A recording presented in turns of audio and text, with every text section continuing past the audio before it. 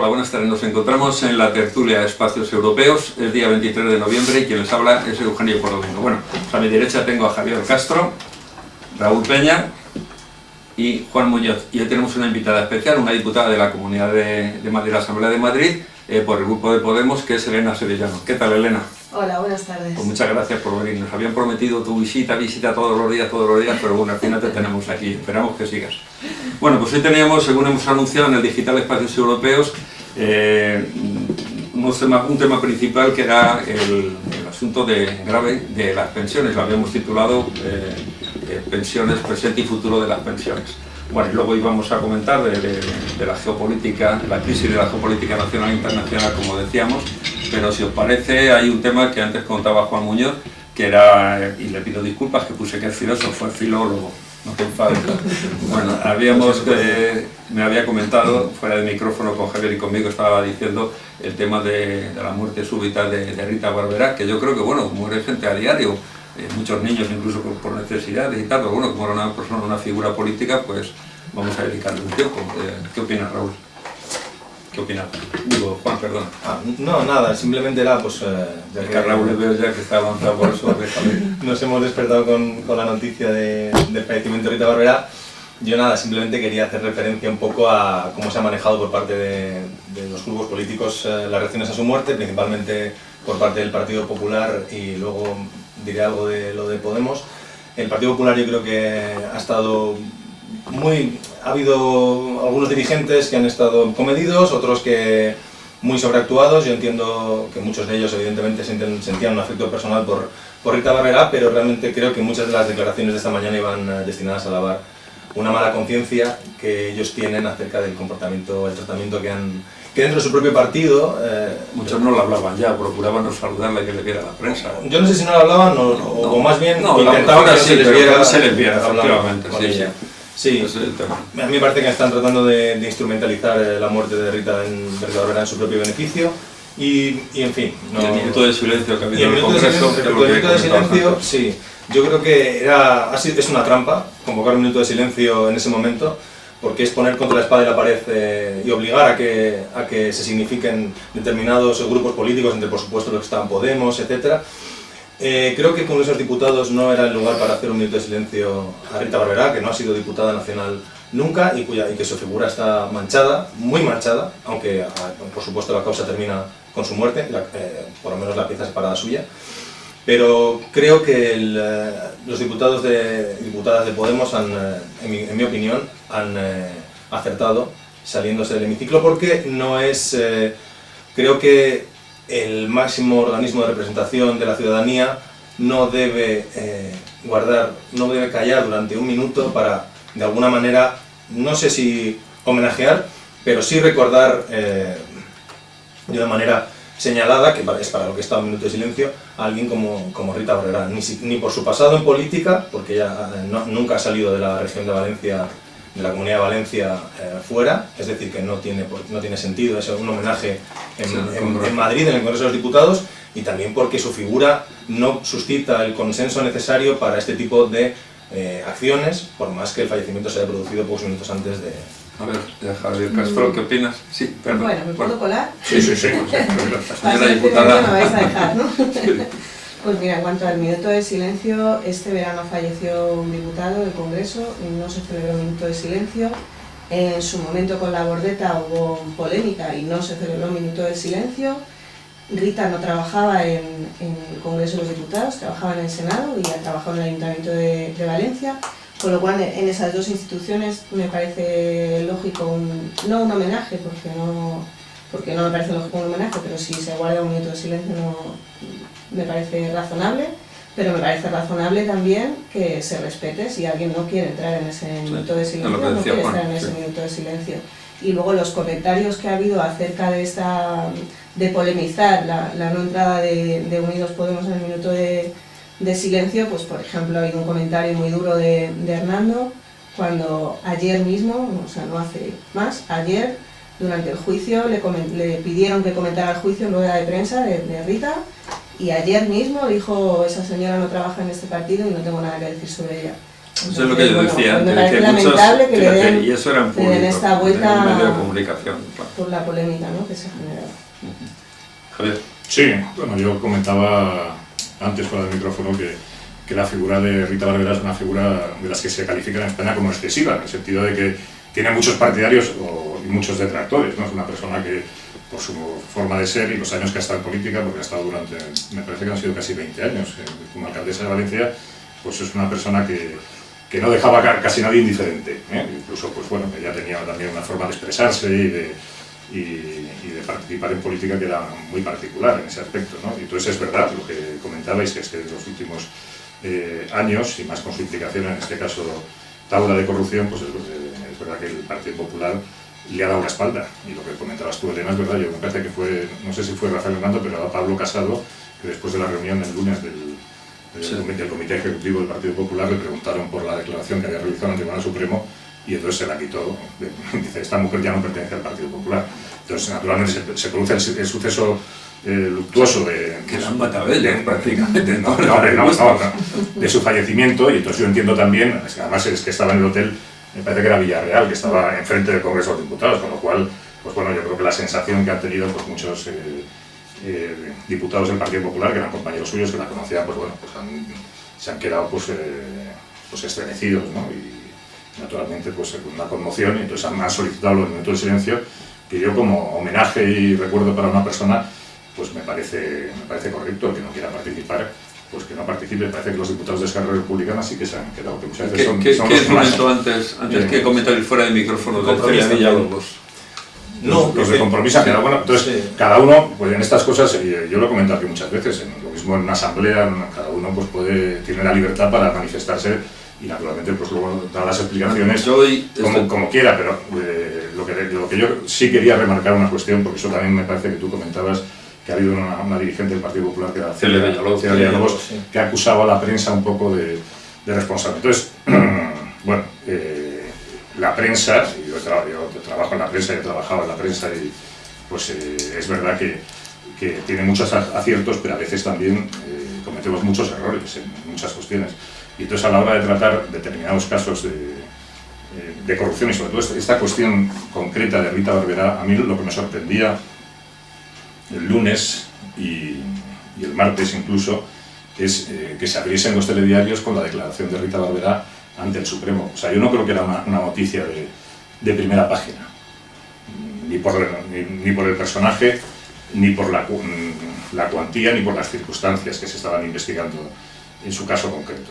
Y entonces yo creo que sí que ha habido ciertos medios de comunicación que sí que han tenido una especial gana en centrarse en contra de Rita Barberá. Y entonces, bueno, pues ellos tienen su libertad también para hacerlo, pero yo creo que ha habido un ensañamiento en contra suya. Yo sí lo he visto. Disculpadme un minuto, va a entrar a Raúl, pero quiero decir que yo normalmente en el Periódico Europeo, ni en el periódico, ni en la radio, nada. Es más, incluso ha fallecido nuestro amigo Torga, el colaborador, que se tiene. Yo estuvimos en el Hotel Aniceto, que dentro de un rato se va a incorporar a la tertulia. Estuvimos en el funeral de él y no solemos ni casi sacar noticias ni información, porque si estuviéramos sacando a la gente que apreciamos y que queremos y a los que no queremos en el periódico, en la radio, pues entonces nos tiramos mucho tiempo cuando están muriendo niños de hambre en todo el mundo y yo qué sé yo. Perdonadme, pero Raúl, lo más breve posible este tema y pasamos a la política. Bueno, pues voy a intentar ser breve, porque estoy bastante de acuerdo con casi todo lo que todo el mundo ha dicho, y no estoy de acuerdo en muchas de las cosas que se han dicho, ¿no? Y me toca decir alguna cosa, como por ejemplo, pues respecto a lo que ha dicho Elena, sobre que bueno, que tiene más lógica que se haga en el Senado, porque Rita Barberá trabajaba en el Senado, ¿no? Bueno, Rita Barberá no trabajaba en el Senado. Rita Barberá no iba al Senado. Rita Barberá estaba puesta en el Senado para que pudiera estar aforada. No estamos hablando de que cobrara o no, estamos hablando de que trabajara o no. Bueno, ahí están los registros públicos, efectivamente, del Senado, de las veces que ha acudido, las comisiones en las que ha estado, etcétera, etcétera. Y además es que esto no se nos escapa a ninguno, me parece muy hipócrita decirlo de otra forma. No obstante, sí es cierto lo que dice Elena, que bueno, que la institución a la que pertenecía, independientemente de que no trabajara en ella y estuviera ahí simplemente por una cuestión judicial para que pudiera estar aforada, pues sí tiene más sentido efectivamente que esté allí. Sobre lo que comentaba Javier del acoso de la prensa, Bueno, yo no voy a hacer mucho comentario más que en fin, de acoso de prensa algo saben algunos partidos de este país, ¿no? En concreto Podemos algo sabemos de lo que es que la prensa te acosa, ¿no? Y puede ser que en ocasiones sea excesivo, no lo sé. En cualquier caso, lo que me parece miserable es relacionarlo, que es lo que han hecho algunos portavoces o a micrófono cerrado, como decía ya luego, es decir, intentar relacionar una tragedia como esta, instrumentalizarla de esa forma tan burda, me parece escandaloso, ¿no? Ya para terminar, lo que decía Javier, de que bueno, que le parece correcto que se puedan hacer un minuto de silencio por la muerte, pues a mí no me parece correcto. A mí me parece que un minuto de silencio, y más en una institución que pertenece a todos los españoles y a todas las españolas, es algo que se tiene que tratar con bastante delicadeza y que se tiene que hacer única y exclusivamente con figuras que generen el suficiente consenso nacional, no normal, suficiente consenso. Siempre va a haber uno que no le guste, por descontado, eso es normal, pero suficiente consenso, ¿no? Si uno lo hace con una figura que está claramente polarizada hacia un lado, sea el que sea, pues es lo más lógico, lo más normal del mundo que las otras personas reaccionen. Y a mí me ha parecido que ha sido una reacción muy medida por parte del grupo parlamentario de Unidos Podemos y bastante respetuosa. Es decir, bueno, procédase, pero nosotros no vamos adelante, porque además me parecería, pero vamos, un gesto de absoluta y total hipocresía por parte de nuestros representantes, que yo espero que no lo tengan. Es decir, estamos criticando muy duramente la gestión tanto económica como de la cuestión del metro de Valencia, como de muchísimas otras cuestiones de una persona, luego fallece y nos vamos todos a homenajearla. Bueno, pues yo creo que han actuado como solemos hacer normalmente en el grupo, con mucha coherencia. Quedan claras las dos posturas. El minuto, pero no asistimos. Quedan claras las posturas porque aquí hay libertad para decir lo que se quiera. Sí, yo quería para cerrar un momento. Pero así como tú dices. Sí, muy poquito, nada. Le ha hecho Raúl lo que me iba a referir yo hacia el ensañamiento de la prensa. Yo creo que es que Rita Barberá, su causa no se la juzga por 1.000 euros. Es un juicio toda una época. Bueno, pero el juicio de la pobre. Sí, pero claro, pero por eso suscita la atención de los medios, porque sí, es un poco un símbolo del fin de la cultura de la impunidad. Yo ayer hablaba con el director de un medio digital que había sacado en portada el tema de la declaración, lo había discutido con él personalmente, o sea, antes de que supiera, digo, oye, yo creo que esta noticia yo no la colocaría de portada. Te digo que es un comentario mío personal. Entonces, y al día siguiente se da la circunstancia de que esta mujer muere, que naturalmente no está relacionada una cosa con la otra, pero desde luego que a lo mejor en su enfermedad y en sus circunstancias, en su temperamento de salud, pues a lo mejor ha tenido algo que ver. Hombre, imagino que no ha sido ninguna alegría para ella. Yo creo que también ella debería haber dado un paso lateral o hacia atrás cuando empezó todo este proceso y no tratar de aferrarse, digamos, al cargo. El tema de que su partido ya le haya dejado de lado, pues también supongo que a ella le habrá afectado. O sea, que yo creo que será un conjunto de muchas circunstancias las que en un tema de estos de salud, pues a lo mejor pueden afectar. No sé. Como ella hizo con otros en Valencia cuando empezaron a caer, no hay que olvidarlo también. Sí. O sea que, pero bueno, lo que yo quería decir que terminaba es que hay una derivada interesante, que a lo mejor algún día la podemos comentar, porque en el Partido Popular a veces, como ahora mismo las cosas parece una balsa de aceite, todos sabemos que pasan cosas dentro, pero cuando suceden, cuando los sentimientos están a flor de piel, como ha estado esta mañana, la gente no mide tanto sus declaraciones y aprovecha para resolver cuitas personales. Y vemos, por ejemplo, a mí me ha parecido muy significativa en este sentido la declaración de José María Aznar, que se ha sumado a la causa o a la acusación que ha hecho el Bigotes, el supuesto jefe de la trama Gürtel, cuando ha dicho Aznar que a lo que le da pena es que haya muerto excluida de su partido.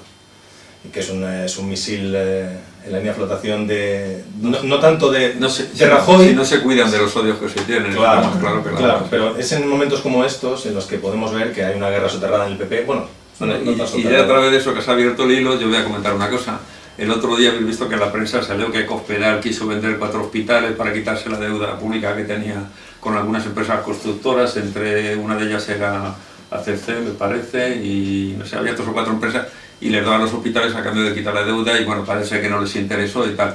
Y yo creo que eso es parte de la guerra sucia que tiene ella con otra señora o con otros señores y tal, y que van a empezar a salir temas, ¿no, Javier? Tú que estás... Pues no lo sé. No conoces. Tú que estás con la prensa siempre. No, pero sí, no. Ese caso concreto... Es que ese caso me llamó la atención porque acaba de aterrizar en el Ministerio de Defensa y ya no han sacado el primer tema.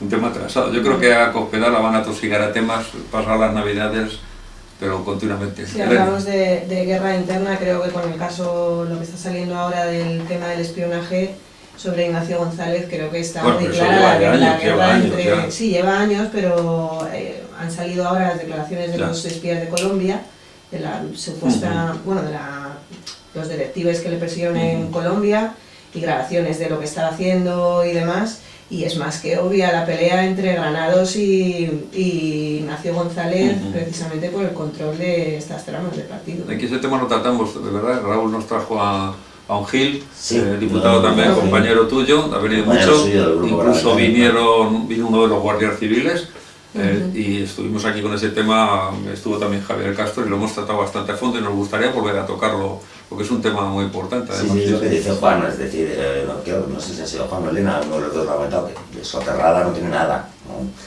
Tiene sus fases. No, pero en todos los partidos, fíjate cómo está el PSOE también, por ejemplo. Sí, efectivamente, es que pero es normal, cuando uno, a mí me parece muy normal, cuando uno tiene una concepción patrimonial de la política, y la política es un modus vivendi, pero no ni siquiera un modus vivendi para subsistir, sino una forma de enriquecerse, que es lo que ha sido para muchos partidos de este país durante muchos años, pues cuando hay tanto dinero de por medio, y tanto capital de por medio, y tanto poder de por medio, pues normal, se exacerban las cosas, y si estoy hablando, digo normal, desde según qué retorcidas lógicas de forma de entender la representación pública, y la Comunidad de Madrid desgraciadamente en eso ha sido punta de lanza, desde luego. Claro, lo que pasa es que yo creo que hay que distinguir entre las peleas políticas o incluso las peleas por poder político dentro de los partidos, de esto que son, estamos hablando de peleas por control de tramas mafiosas, ¿no? Por el control de las mordidas, de las comisiones, etcétera, pero no tiene nada que ver una cosa con... Oye, hay un tema que hoy no estaba en cartera, pero que parece ser que Elena Sevillano se lo había preparado un poquito la otra semana, que no pudo venir. Si quieres lo tocamos, pero te pido por favor brevemente, porque nos queremos ocupar luego de otros temas y de las pensiones. Era el tema del Sáhara Occidental. Sé que habéis estado en Barcelona, ¿no?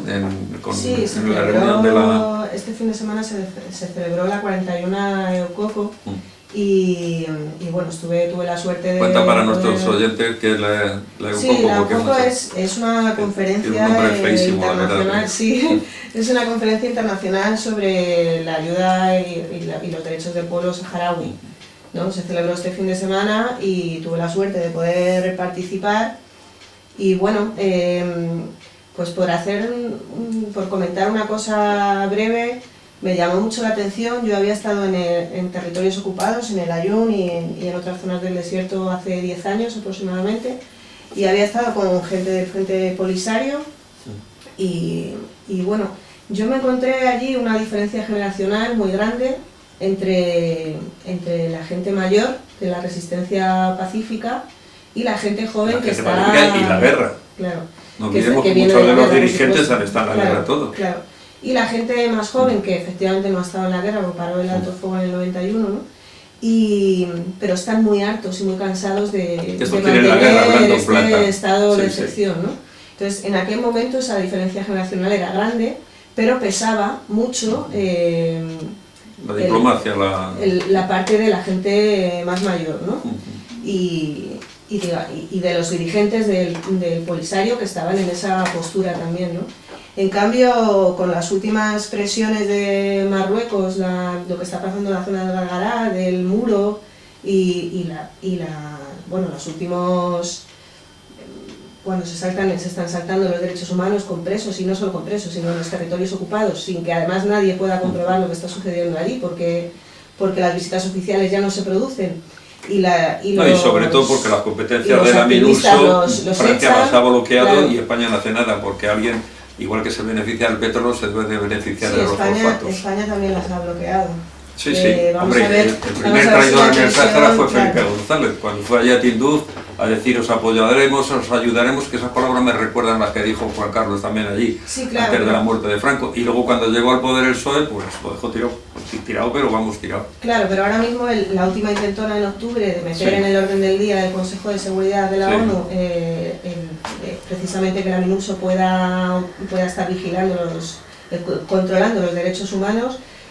Francia también se opuso, o sea, España también se opuso, además de Francia. No pero fíjate, yo, Elena, y sé que en esto muchos amigos del Polisario y gente que está luchando por la causa saharaui están en contra conmigo, pero yo siempre, es que cada vez que me hablan, hay que luchar para defender los derechos humanos en el Sáhara. No, no, pues, olvídese usted eso. Me han robado mi casa, tengo que ser el que está dentro de ella. No le voy a decir si me cuida la cocina bien o mal o tal y cual. Y eso es a mí, cuando esa gente está tanto peleando por los derechos de la MINURSO, me huele a raro. Y siempre pregunto, he tenido algún debate en algunos medios, digo, ¿en qué asociación estás? ¿Cuánto cobras? Por si cobras algo, por saberlo. Porque es que eso me huele a mal. O sea, es un territorio que es el único en el mundo, según la ONU, que está pendiente de descolonizar. Y la potencia administradora es España.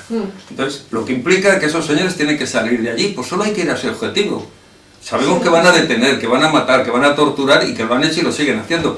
¿Acaso no conocemos cómo con las máquinas bulldozer compradas a determinados países los metían en arena los del policía y los enterraban vivos? Sí, allí han matado 5.000 desaparecidos ahí. Hace 10 años cuando estuve directamente, según pasé la frontera y pasé por el chiringuito de los militares donde me tuvieron allí mareando la perdiz casi toda la noche, al día siguiente tenía, bueno, en ese momento ya me perseguían policías de paisano, que claro, nos enteramos después de que eran policías de paisano, y al día siguiente se sentaban contigo directamente en la mesa donde estuvieras comiendo, la policía. Quiere decir que pues imagínate a los saharauis, ¿no? Pero eso está claro. Pero a lo que me refería antes y lo que quería contar por hacer solamente un espacio breve es la diferencia que me he encontrado en este sentido esta vez. La gente joven y... Es decir, la gente mayor ya no está toda por la labor de mantener la resistencia pacífica, la gente más joven está ascendiendo en el mando del Frente Polisario y a mí me llamó mucho la atención, sobre todo, había muchas más intervenciones en pro de tomar las armas de nuevo. Sí. Y me llamó mucho la atención la postura de uno de los presos que han sido torturados y demás, que él siempre había mantenido su postura de resistencia pacífica y siempre había dicho, cuando los jóvenes contestaban ¿por qué no tomamos las armas?, pues siempre había contestado en pro de esta resistencia pacífica, y el otro día, en lugar de contestar en pro de la resistencia pacífica, lo que hizo fue devolverle la pregunta a los jóvenes. Dijo, ¿por qué no tomamos las armas? Entonces, bueno, creo que está en un momento Polisario le están provocando muy delicado. Están a 120 metros en la zona de mayor conflicto. En el ejército marroquí de la resistencia y el ejército del Polisario. Y bueno, creo que hay un momento de tensión muy, lo que es una vergüenza que los medios de comunicación de todo el mundo digo, y de España precisamente, porque el Sáhara fue colonia y provincia española, no olviden que es el muro más grande que hay en todo el mundo, 2.000 y pico de kilómetros. Nada, no hay ningún muro tan grande como ese. Y donde se cometen verdaderas atrocidades, donde mueren gente porque van con ganado, que van con sus cabras, con los camellos, porque está minado totalmente, por minas que se fabricaban aquí. No voy a decir también la determinada etapa, pero vamos, bombas de racimo, que cuando estaba prohibido se fabricaban y se vendían allí. Y ese muro está hecho con financiación de Estados Unidos y de Arabia Saudí especialmente, y con el consentimiento de España, que es la potencia administradora, no lo olvidemos. Y es un territorio que hay que quitarle, que lo devuelva a Marruecos. Y todos los muertos que han desaparecido y todo, que la justicia aquí española también hace caso omiso la mitad de las veces con todos estos casos. La verdad que es una auténtica vergüenza para nuestro país. Perdona, déjale que está... No, solo una cosilla más. Me parece... Bueno, es una situación absolutamente vergonzosa, injusta, inhumana, ¿no? Pero además me parece que damos una muy mala lección en la humanidad y la soberanía de los países, la soberanía de la ONU y demás, cuando a un pueblo que tiene razón, que tiene la ley de su mano, que tiene la resoluciones de la ONU, las resoluciones, y lo tiene todo de su mano, en lugar de favorecer esa resistencia pacífica y contribuir a la solución del problema, les estamos conduciendo y empujando de nuevo a una guerra. No, primero, le reducen los alimentos, lo que llaman la cesta de alimentos se la han reducido. ¿No? Y se ha reducido España también, claro. Y hay otra cosa que me da pena decirlo, y a lo mejor no es un poco... los jóvenes saharauis han disminuido de peso y de estatura desde hace años. Claro. Aquellos bigardos que decíamos, tíos altos, fornidos y tal, pues claro, la mala alimentación, vivir en un campamento donde lo único que beben es el agua, que es buena y fría porque vienen en contenedores, me imagino, y lo demás no se pone, si tú has estado allí lo habrás visto también. Bueno, es que vivir en un campamento... El Tinduf está en una parte del desierto, se llama la Hamada, que en árabe la Hamada significa donde no crece nada. Donde no crece nada. Es decir, es la peor parte del desierto, ¿no? Y cuentan con la ayuda, indudablemente, sobre todo de Argelia, y también hay que decirlo de Cuba. Cuba está formando enfermeros, médicos, abogados y de todo. Curiosamente no vienen aquí a formarse. También vienen muchos. Por ejemplo, Siri iba a venir el otro día, un amigo nuestro que es abogado, estudia aquí en Sevilla. Sí, pero cada vez tienen menos facilidades para formarse, están yéndose mucho más a Latinoamérica, sobre todo a Cuba, que aquí en España, ¿no? Cuando tenemos esa vinculación. Pero fíjate, histórica. sin embargo, vienen todos los años más de 5.000 niños, que no hay ninguna nación musulmana que entregue a sus hijos, a los cristianos, lo hemos dicho aquí alguna vez en la radio, que los entregue para que, los chicos están aquí 3 meses y se van mejor. Se van gorditos, les han mirado a los médicos, les han atendido. El programa cada vez se llama Amigos de Vacaciones o Vacaciones, no recuerdo exactamente. Lo están recortando también, intentan no dar subvenciones, no dar todo, también, claro, sí, eso por agotamiento. Yo ahí la pregunta que os haría, porque vosotros dos sois los especialistas en este asunto, o sea, si está todo tan claro desde el punto, y lo está, o sea, porque cualquiera que haya estudiado el tema, hay una resolución de la ONU, hay la obligación de realizar un referéndum, de descolonización, de decidir, entonces todo eso. ¿Por qué no se ha hecho o por qué no se hace? Y sobre todo, y lo más grave, yo creo que el cambio de posición de España, porque tú antes señalabas, digamos, las traiciones representadas en determinados personajes que en sus discursos dijeron que no abandonarían al pueblo saharaui, pero yo recuerdo primero el rey Juan Carlos, uno más cercano, me acuerdo de Trinidad Jiménez, antes de ser ministra de Asuntos Exteriores. Me acuerdo que iba a las concentraciones y a las manifestaciones del tema de saharaui y se ponía a la cabeza de la manifestación. Luego ves, hay una foto de Rubalcaba besándole la mano a Mohamed que casi se parte la columna vertebral. Entonces ahí, vergonzoso, Eugenio, ahí lo que está primando y lo que prima desde hace muchísimos años, desde la Marcha Verde, lo que prima es una tesis geopolítica en la cual Estados Unidos ha decidido que Marruecos es su aliado y que Marruecos es un aliado... Ya no tanto, está cambiando. Cuidado, eso ya lo hemos comentado. Sí, pero eso está fuera del derecho internacional, pero España ha comprado esa tesis, o sea, España se ha rendido y de pasar de defender el derecho de autodeterminación... ¿Cuándo lo defendió? Bueno, al principio cuando no estaban en el poder, hasta los años 80 o así, yo creo que más o menos España.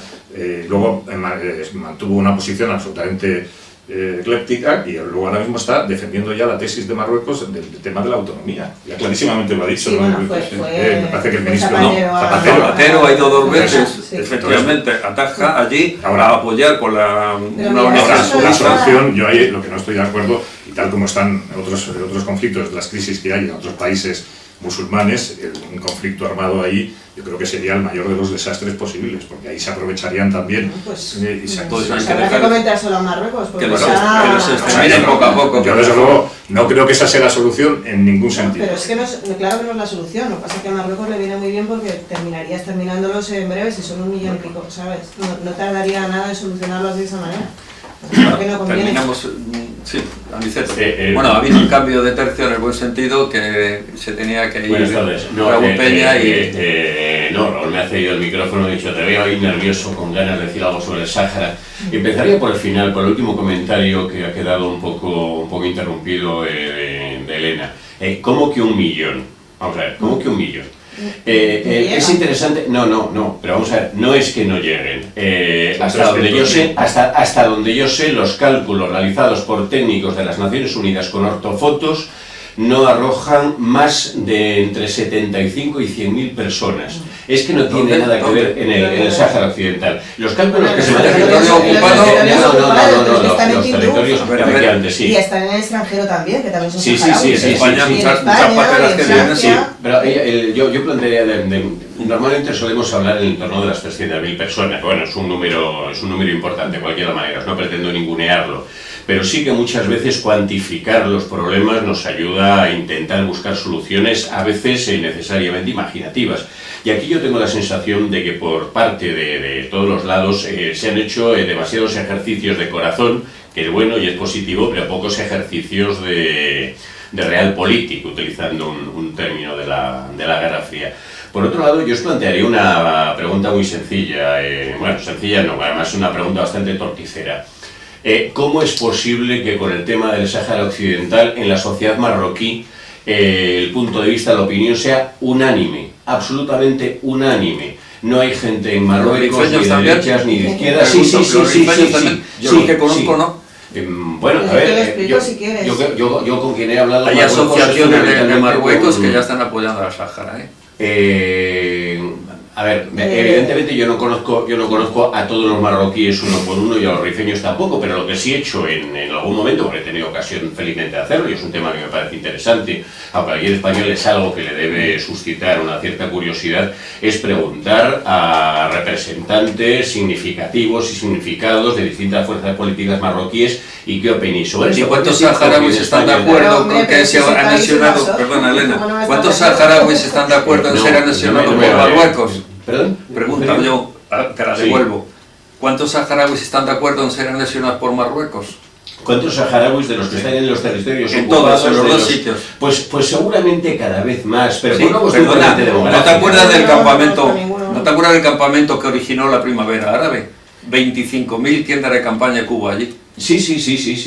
Eso, sí. ¿No has visto las fotos? Y cómo toda la policía quemando y todo, porque no sabían qué hacer ante aquel volumen, hasta que España les dio el ok.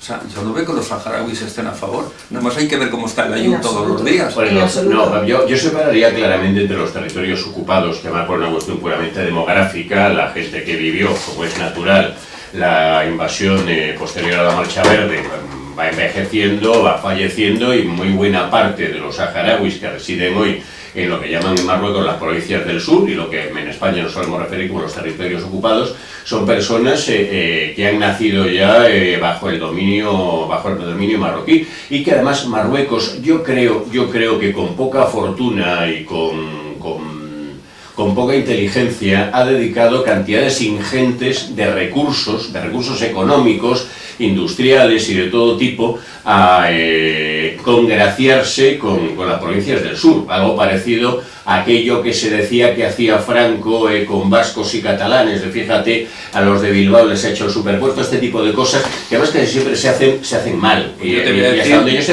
a decir que leas prensa francesa, que leas un digital que hay en España, poemario de los saharauis, que leas Western Sahara, que leas espacios europeos y que leas cantidad de eso, y cantidad que casi no se puede ni ver nada porque impiden hasta llevar máquinas de fotos y móviles y todo, lo que está pasando ayer en el Sáhara y las manifestaciones que ha habido. Por contestar cosas concretas. En Marruecos, la gente en general, la población, no es que apoye o no apoye la causa saharaui, es que no saben ni que existe. No lo conocen. Es decir, a los niños, desde es una pena, hace pero mucho es una tiempo, incultura, se ha borrado la historia, se ha borrado todas las palabras que hay en español en el Ayun, lo único que queda es un arco encima del Colegio de la Paz y la Casa de España. El resto, que estaba todo lógicamente escrito en castellano, se ha borrado. Se ha borrado en los libros, ya no se estudia, no se permite el estudio del español en los territorios ocupados.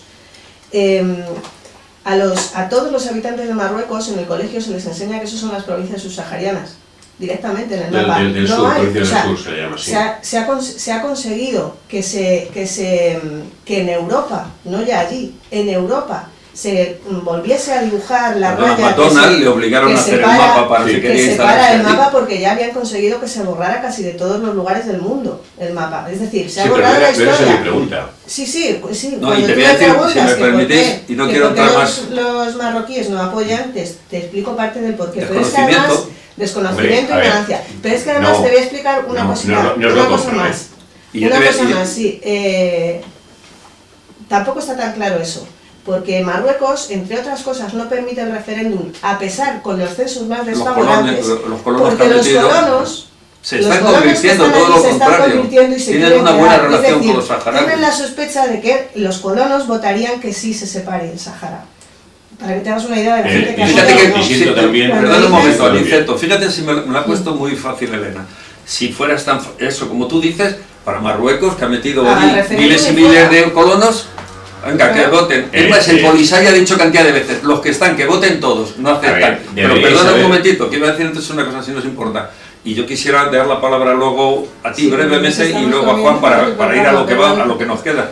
Y quería decir una cosa, eso que contaba Elena es tan cierto, pero es más todavía y más peligroso y de vergüenza para España el tolerarlo. Cuando España financia allí, que está financiando por centros de acogida de mujeres que hacen prostitución, de niños abandonados, de tal cual, Marruecos impide que haya ningún cartel. De hecho, la Comunidad de Madrid hace unos 2 años o 3 financió algo de esto y fue el embajador estaba invitado y la ministra entonces, bueno, cuando estaba Carmen Chacón de ministra, y allí y prohibieron, el embajador se negó a ir porque el gobierno marroquí había dicho que fuera el cartel de España y allí no había financiación de nada, nadie. Le preguntaban a las mujeres, en televisión española les preguntaban que quién hacía eso, sí, esto es ayuda de Europa, no mencionaban a nada de España, está prohibido.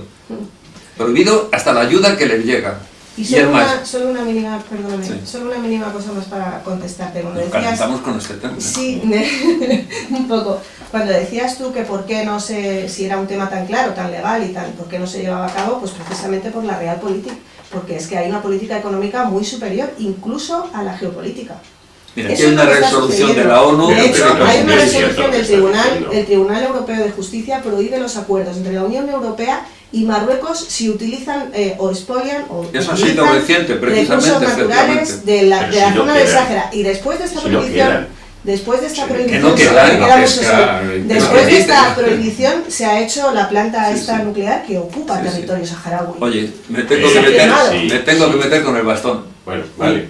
Un medio minuto. De cualquier de las maneras yo me pido que este tema lo hablemos otro día con un poco más de tranquilidad, pero además que con el tema del Sáhara, yo muchas veces lo he comentado en privado con Eugenio, a mí lo que me falta son certezas, lo que tengo fundamentalmente son muchísimas dudas, y además como sobre cualquier tema, en determinado ámbito cultural político, da la sensación de que existe un criterio unánime, como existe en el ámbito de la izquierda con el tema del Sáhara, que automáticamente me mosqueo y me empiezan a saltar las alarmas. Aquí algo nos estamos perdiendo y yo tengo la sensación de que con el tema del Sáhara no voy a seguir, pero muchas de las cosas que se han dicho me habría gustado. Vamos a hablar de las pensiones, pero antes quiere intervenir Eugenio por domingo, sí. Soy yo y Juan Muñoz. Pero otro día hablamos de este tema, es que yo creo que es bueno introducir cierta controversia. Hay tres temas importantes. Los acuerdos de Madrid son ilegales, por los cuales el gobierno español del momento entrega el territorio saharaui a Mauritania y Marruecos. No me oirás decir lo contrario. Es ilegal, no aparece en el boletín de España, por lo cual fuera. Segundo, la resolución de la ONU dice que hay que devolver ese territorio y que la potencia administradora sigue siendo España. Punto. Palabra a don Juan. No, yo simplemente quería decir respecto a este tema que se ha comentado prácticamente todo, un poco por explicar yo creo cuál es la postura, el porqué más bien de la postura de España ahora mismo frente a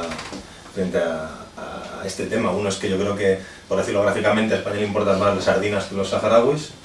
Y dos... Pero no ahora, entonces desde siempre, desde el 75. Claro. Y dos, que respecto de no apoyar ya el referéndum de autodeterminación hace tantos años, ahora ya es que directamente es absolutamente imposible que lo apoyen, porque en esto se tiene que ver en una clave de política interna que frente a la presión en Cataluña, el gobierno español no puede... Yo creo que tiene que ver, por ejemplo, con el tema del Kosovo.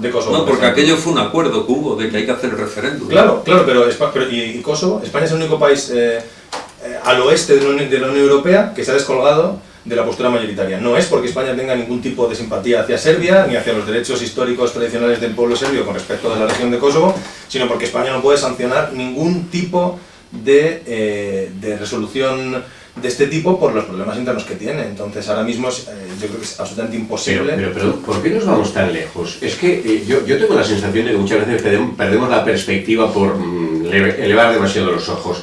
¿Alguien se acuerda de la disposición adicional cuarta de la Constitución del 78 que prevé un referéndum en Navarra que a día de hoy sigue sin celebrarse? Prevé la posibilidad. Prevé la posibilidad, efectivamente, pero es que esa posibilidad ni siquiera se ha puesto en marcha. No, esto es así, esto es así. Y pero que comentábamos antes, los referéndum muchísimas veces a los gobernantes, incluso aunque tengan la certeza de irlos a ganar, les dan más miedo que un nublado. Y además a veces con motivo, y no tenemos más que ver el referéndum reciente del Brexit en el Reino Unido, o podemos recordar otros referéndums que se iban a ganar por goleada y se terminaron perdiendo. Yo recuerdo incluso el referéndum que le costó el puesto a Pinochet en su momento, ¿no? Los referéndums son una cosa que da mucho miedo, con independencia de que estadísticamente podamos hacer una estimación previa de lo que va a ocurrir con el resultado. Bueno, pues te cojo la palabra y haremos un día... Otro día hablamos un tema específico dedicado al Sáhara. ¿Comentamos algún tema español más o nos metemos, aunque es español, el tema de las pensiones? Como queráis. No, hablamos de pensiones, que es una cosa muy malita. Futuro de las pensiones. Bueno, como sabemos todos, el plan de presupuesto del año 2007 ha sido entregado por el gobierno a Bruselas, en el que se indica que no hay dinero ya, que el fondo se agota de la hucha, la famosa hucha que se agota en el 2007. Me imagino que se agotará en diciembre, porque si se agota en enero. Y bueno, pues yo quería decir que esto, a mí me suena toda esta campaña que está habiendo desde hace años. Empezó ya antes de instaurar en Chile las pensiones, la privatización de las pensiones, que ha sido el gran fracaso, la indigencia de una gran parte de la población, y yo creo que el neoliberalismo que hizo esa...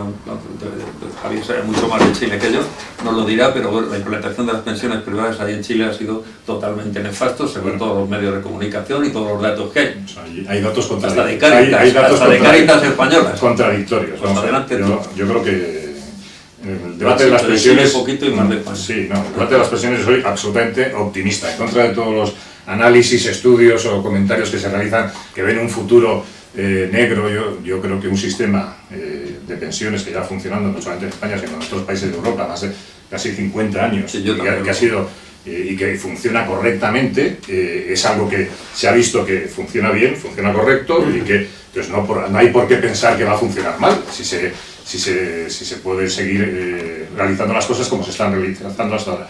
¿Y cómo se realiza hasta ahora? El sistema es un sistema de reparto. O sea, realmente nosotros, las pensiones que se están pagando ahora vienen de las cotizaciones de los trabajadores que están actualmente en activo. Es el sistema que tenemos en nuestro país. Entonces, frente a otras ideas que se venden de que... En Europa no funciona así, en la mayoría de los países. Hay distintos sistemas, pero bueno, al fin y al cabo, el sistema de las cotizaciones es un sistema impositivo, es un sistema de impuestos.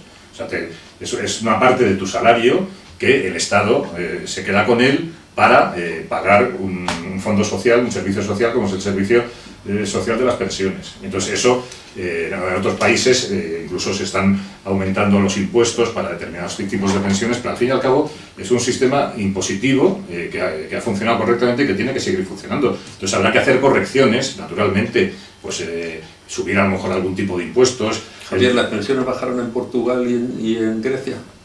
No, las pensiones bajaron con los ajustes, naturalmente, y en España también hubo paralización. La subida del 0,25. No, y el Partido Socialista paralizó las pensiones, las congeló. Entonces yo creo que aquí hay un debate, pues bueno, que yo creo que algunos quieren pescar en río revuelto, y con respecto a Chile, pues es un sistema que en su origen parece ser que funcionaba mientras no había que pagar, y cuando se ha empezado a pagar, como todo sistema de capitalización o capitalista, pues a lo mejor al final todo lo que se quería repartir no es lo que la gente esperaba en su momento, que naturalmente pues los cálculos actuariales o lo que hacen los fondos de pensiones, pues siempre al final tienen su trampa, porque nadie sabe lo que va a valer una moneda, una inversión de aquí a 30, 40 o 50 años. O sea, eso por mucho que te hagan los cálculos los economistas, pues ahí naturalmente que hay errores. El sistema de pensiones chileno sigue funcionando. El que se vino abajo fue el sistema argentino. El sistema de pensiones en Chile hay una reforma... funciona, pero funciona con la teoría de la gente, Javier, que hay pensiones que son de 300 euros el promedio, he leído yo hoy. Claro, pero es que el sistema funciona, claro, una máquina puede funcionar a 40 por hora o a 100. Chile sigue siendo un país del tercer mundo, del segundo mundo, si quieres, pero no es un país desarrollado. O sea, los sueldos, los niveles de pobreza son muy altos, y el sistema... Pero ha aumentado con eso, de todos los datos que informan, de ONU, de Cáritas, de todo, dicen. De todos modos, si aquí el sistema ha pasado de 67.000 millones más o menos a 20 y pico mil millones, ahora si tú dices que sigamos el mismo camino, no llegamos a marzo. Entonces yo creo que el camino hay que variarle, y eso es evidente. No, porque aquí lo que ha disminuido es el empleo, se supone que ha aumentado un poco el empleo últimamente, lo que pasa que no se pagan las cotizaciones. Ha aumentado como ha aumentado. Exactamente. O sea, es indudable que hay que recaudar más a través del empleo, y hay que en algún momento darnos cuenta que esta reforma laboral no nos conduce a medio ni largo plazo a nada bueno, y reformar el sistema fiscal, eso sí que lo has comentado. Raúl, digo, perdona, Juan. Sí, bueno, yo... ha vuelto. Sí. He vuelto principalmente atraído por una cuestión que ha comentado Javier, ¿no? O sea, yo me fascina, y ojalá pudiera compartir tu optimismo, ojalá pudiera compartirlo, desde luego, ¿no? Pero soy incapaz, es que no veo un solo motivo para ser optimista. Es decir, bueno, esto ha funcionado muy bien, pues como ha funcionado muy bien, pues no tengo motivos para pensar que no vaya a seguir funcionando, ¿no? Pues me viene por hacer un paralelismo estúpido y simple, más que estúpido, decir, bueno, pues yo tengo un restaurante desde hace 20 años con 100 comensales por noche. Ahora he pasado a tener 2, pero bueno, esto ha funcionado bien 20 años, pues seguirá funcionando bien, ¿no? hombre, pues funciona bien cuando entran los clientes y cuando entra el dinero. Pero yo lo digo, Raúl, porque hay mucha gente que dice que es imposible que pueda seguir funcionando. Es que hay mucha gente que niega la viabilidad. Con el mismo ritmo, obviamente, ¿no? Pero entonces estoy de acuerdo contigo. No, hay mucha gente que niega la viabilidad del sistema de pensiones. Dice que es imposible que se pueda mantener un sistema de pensiones como el que tenemos. No, pero no es una cuestión de viabilidad, es una cuestión de la política económica que se está haciendo, que no lo puede mantener. Bueno, no porque no sea viable, sino porque la política económica está conduciendo yo lo que critico son esas opiniones, esos estudios, esos informes que dicen que un sistema público de pensiones de aquí a 20 años es imposible. Los habréis escuchado todos. Yo también, yo no estoy de acuerdo con que sea viable. En ese sentido digo, precisamente la prueba de que vemos que es posible es que ha funcionado y es lo mejor que ha funcionado. Entonces no te había interpretado correctamente. Es decir, yo estoy de acuerdo contigo que aquellos que atentan contra la esencia misma del sistema de pensiones, ¿no? De decir, este tipo de sistemas es imposible que funcione, claro, como dice, pues mire usted, funciona a 50, 60 años, claro, imposible no es. Yo lo que había entendido es decir, bueno, no hay motivos para la alarma, está funcionando bien, seguirá funcionando bien, y tal. Esto es lo que había entendido y en eso es lo que no podía estar de acuerdo, ¿no? O sea, y vamos a decirlo, resumiéndolo muy en plata, si todos nuestros oyentes saben perfectamente cómo son los sistemas de pensiones y cómo funcionan las personas que trabajamos, normalmente por cuenta ajena, desde luego. O sea, no me refiero a las grandes empresas, los que tributamos, porque efectivamente es una especie de tributo, somos los que estamos manteniendo las pensiones de la gente que está hoy jubilada, que en su día cotizó, y el día de mañana cuando nosotros nos jubilemos, pues alguien más joven que estará trabajando, pues será el que nos tendrá que pagar a nosotros. Raúl, déjame un momentito que Juan lleva ahí. Sí, para nada. No, para nada. Nuestro filólogo. No, el tema es que si se cumplen los cálculos que se están manejando ahora, que bueno, que ayer la ministra Báñez ofreció después de la reunión de la Comisión de Pagas de Toledo, después de la paga extra de 2017, de Navidad de 2017, se acabó.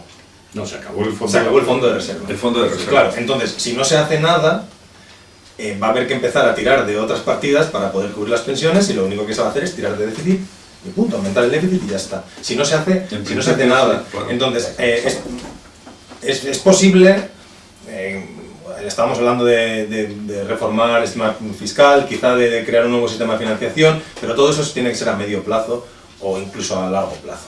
Pero la cuestión es que si no queremos acabar tirando de déficit para poder sufragar las pensiones, que es lo que va a pasar si no se hace nada dentro de un año exactamente. Ya ha pasado, Juan, ahora lo comentamos, pero ya ha pasado. Claro, porque es que muchas medidas de las que se están hablando, por ejemplo, es sacar las pensiones de viudedad y de orfandad del fondo de reserva. Pero claro, eso no supone nada, porque eso lo único que es mover el dinero de sitio. El problema a largo plazo es la cuestión demográfica. Claro. Pero tampoco es un problema porque y la cuestión es que si la economía sigue funcionando, aquí vemos que vienen emigrantes. Claro. Entonces, y los inmigrantes que han venido han contribuido enormemente al sistema de pensiones, claro, y a que esa caja de garantía pues tuviese esas cantidades tan elevadas que tuvo en su momento. Entonces yo por eso soy optimista de cara al futuro, porque incluso aunque las previsiones demográficas sean malas, yo estoy convencido de que si la economía sigue una senda de crecimiento, aquí vendrá gente a trabajar y el sistema es perfectamente viable en ese aspecto.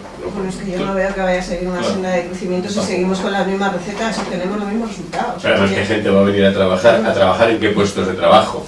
Esa es la cuestión. ¿Y por cuánto dinero? O sea, entonces, claro, ¿y con qué cotizaciones? Es que la cuestión es en esto con casi todo y de lo general o concreto, qué es lo que se pretende, qué es lo que tenemos y cómo se puede conseguir.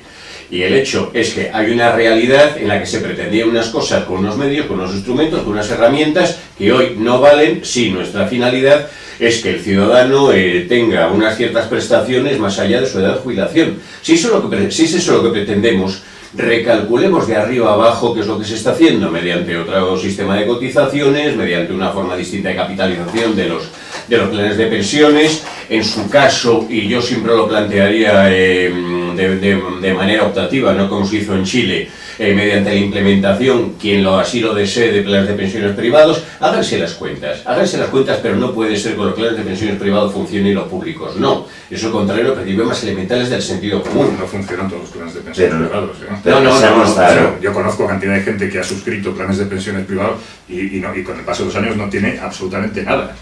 Bueno, sin ir más lejos, pero eso No. Pero Aniceto, voy a dejar clave de lo que tú estás banca y de mucho. Porque de verdad no somos tan ingenuos y no podemos ser tan ingenuos ni porque estamos aquí además en una tertulia entre amigos y amigas y no tiene ningún sentido. Es decir, el gobierno sabe perfectamente sumar también, como sabemos sumar nosotros. Es una operación clara y voluntaria, esto lo digo yo, y el que quiera rebatírmelo, pues hablaré con él. Es una operación clara, voluntaria, teledirigida para hacer que la sanidad, que la sanidad, como también lo hacen, que las pensiones no se puedan pagar. Y no se puedan pagar porque es, como tantas y tantas cosas con las políticas liberales que nos están mandando y dominando, un enorme nicho de mercado que se quiere trasladar de lo público a lo privado. Es decir, la sanidad no funciona, pues no porque no sean torpes y no quieran hacerlo, sino porque se quiere voluntariamente que cada día funcione peor para desincentivar a la gente y para incentivar a la gente a que se haga un plan de pensiones, de sanitario y de pensiones también privado, que normalmente, curiosamente, además, vamos a saber a qué familias pertenece, vamos a ver a qué empresarios pertenece, vamos a ver a qué grupos pertenece. Se está manipulando todo este tema también. Pero desde hace vamos, de hace 15 años o 20. Y luego, Juan, que tiene... Que una de las cosas que ha planteado Fátima Báñez es cambiar una de las bonificaciones al trabajo, a las empresas que dan trabajo, digamos, cambiarla a los presupuestos generales del Estado, que es donde ha estado siempre. Entonces, lo cambiaron ellos, ahora lo vuelven a cambiar y de repente pues aumenta un poco Claro, pero a ver, luego las cotizaciones, perdonad, nos queda poco tiempo y yo voy a hacer una pregunta, ¿no? porque tenemos aquí unos... ¿Cómo se maneja este cuestión número y estos datos para hacer lo que la política real que uno quiere hacer, ¿no? Que a mí, hay unos representantes de partidos de izquierdas, o de pensamiento también, aquí tenemos a Aniceto, y entonces hay una cuestión en el tema demográfico, de pensiones, que yo creo que los partidos de izquierdas cometen un error o no aciertan o no ven el problema, como tú señalabas anteriormente. Más que los de derechas no se preocupan. Raúl, Pero digo en este aspecto pendiente también que es el tema de subir la edad de jubilación. O sea, yo creo que en este cálculo demográfico, y además la edad de 65 años, me parece que esto se implantó en los años 60 casi. Yo no soy contrario a eso, ¿eh? Yo soy persona de izquierdas y yo no soy contrario a la subida de la edad de jubilación, porque efectivamente la situación de una persona, la situación laboral de una persona de 65 años hace 50 años no era la que soy ni de lejos, ni de lejos. Lo que pasa es que hay que tener... No todos los trabajos son iguales, para empezar. También. Nunca lo han sido, nunca lo han sido. Claro. Perdóname, que te estoy interrumpiendo. Pero yo también creo que... Pero el tema de la edad de jubilación es que además en toda Europa, está toda la sociedad pone como un dique de... Bueno, dejéis hablar a Juan, saco los bastones. Es que ese filólogo ya no... A ver, exprésate con tranquilidad y relajo. No, simplemente yo estoy de acuerdo con Raúl. Evidentemente hay unas políticas, yo creo, orientadas a que cada vez más el sector privado tenga también su parte, se lleve una parte cada vez superior del pastel, pero también es cierto que la situación es desesperada realmente, y yo creo que el gobierno sí también hay una parte que está preocupados porque también tiene coste electoral para ellos tienen un nicho fundamental en los pensionistas. Ahí es donde está el movimiento, claro, entonces, fíjate si será desesperada. Yo pienso que ayer Mariano Rajoy ha tenido un discurso mucho más favorable, incluso ayer estuvo hacia Espinar, hacia aceptar determinadas propuestas de Podemos, como quitarle el tope al límite de cotizaciones por arriba, etcétera. Se va a subir, se han iniciado los trámites para subir el salario mínimo interprofesional, que también es una de las medidas que proponía Podemos para aumentar... ¿Se ha aprobado? Bueno, es que eso se ha aprobado en el Parlamento. Claro, por eso. Claro, por eso. Bueno, tantas cosas. Claro, pero el tema es que yo creo que el gobierno sabe perfectamente que para el año que viene, para solucionar un problema tan acuciante a corto plazo, la única manera es vía impositiva. Vía impositiva, ellos lo saben, pero también creo que tienen las manos atadas por unas posibles elecciones en mayo o por el coste electoral que les pueda suponer a ellos. Y no lo van a tomar, con lo cual se van a ir poniendo parches, como es de mover, por ejemplo, lo que decíamos de pensiones de orfandad y de edad, que la partida sea a cargo de otra partida, etcétera. Pero al final no se van a tomar las medidas que se deberían estar tomando, y quizás lo que se produzca es una depreciación lenta y pasarse la bola, que es lo que han venido haciendo los gobiernos en los últimos años, porque nadie se atreve a cometer, porque da mucho miedo también la reacción electoral que pueda haber de los grupos afectados directamente por el Me están haciendo señas que nos quedan poquísimo tiempo. Poquísimo tiempo quiere decir que una intervención cada uno muy breve, pero yo te quería hacer una reflexión en la siguiente. Me extraña que estos sesudos tertulianos que tenemos aquí y la mayoría de la prensa española y los partidos políticos no acudan a una cosa. La hucha de las pensiones se ha ido vaciando. Hoy leía yo un párrafo, un artículo del catedrático Roberto Centeno, en el que comenta que Felipe González, con el plan de la RIN, cuando se transformó toda la industria española para entrar en Europa porque no éramos europeos y tal, todo eso en plan irónico, la reconversión industrial, sacaron de la hucha 300.000 millones de euros. Solamente en intereses él calcula lo que hubiera habido de ese dinero. Y luego las empresas Telefónica, el Corte Inglés, las grandes empresas, los despidos de trabajadores y tal, se hicieron a costa de la seguridad social. Entonces no se llamaba hucha, tampoco se llama ahora hucha, pero eso, y lo comenta con todo detalle. Sí, y si quieres vamos a invitar a Centeno que venga. Luego de la hucha de las pensiones han ido sacando todos los gobiernos. Felipe, Zapatero, Rajoy, hasta el... ¿Cuánto tiempo estuvo de ministro nuestro amigo de Lugo? Poco tiempo. Todos los presidentes del gobierno que ha habido, todos los partidos han ido sacando de la hucha y... Eso no que yo creo... genio. Eso significaría que el PSOE y el PP han estado haciendo la misma política. Económicas. Económicas, no puede ser. Anda, la ironía, ¿eh? Bueno, quiero decir que ese dinero también había que detraerlo, es decir, que vuelva otra vez a la hucha y entonces empezamos a negociar, que creen otro fondo y tal. Yo estoy de acuerdo con la reflexión que en el fondo han hecho Juan y Javier, de que esto, no, pensiones va a haber, hombre, pero nos puede ir asustando, en vez de subir el 0,25 no te sube nada, Javier, o 4 años están sin subirte como pasó en una etapa. Bueno, yo esta reflexión para que también yo creo que hay que andar en ella, decir que está vacía por eso, no por otra serie de cosas. Y la demografía se utiliza, igual que la estadística, cuando conviene. Tú eres alto o bajo, depende con quién te... Sí, porque hace un momento comentaba Javier que la demografía, de hecho, va a ser un problema porque viene mucha inmigración, si las cosas van bien. Economistas para la crisis y hay otro grupo similar han hablado sobre el tema de la demografía. ¿Tú cuántos años tienes, Eugenio? Así te lo voy a tirar todos. En directo, además, ¿no? Yo ya estoy en la jubilación, para que te quede claro. ¿Tú crees que tú podrías estar trabajando perfectamente? Yo, no digas eso, porque si estoy todo el día liado con esto, si estoy todo el día liado, si no paro, tengo gente que no colabora nada, con lo que cobráis de aquí no colaboráis, no mandéis un artículo al periódico, me están haciendo seña de que se termina una mínima reflexión. Yo paso palabra, como en la televisión. No, a ver, hay muchas cosas que se podrían comentar, pero con respecto a la demografía, que ha sido una de las que han puesto encima de la mesa, yo solo quiero hacer un matiz a lo que planteaba antes.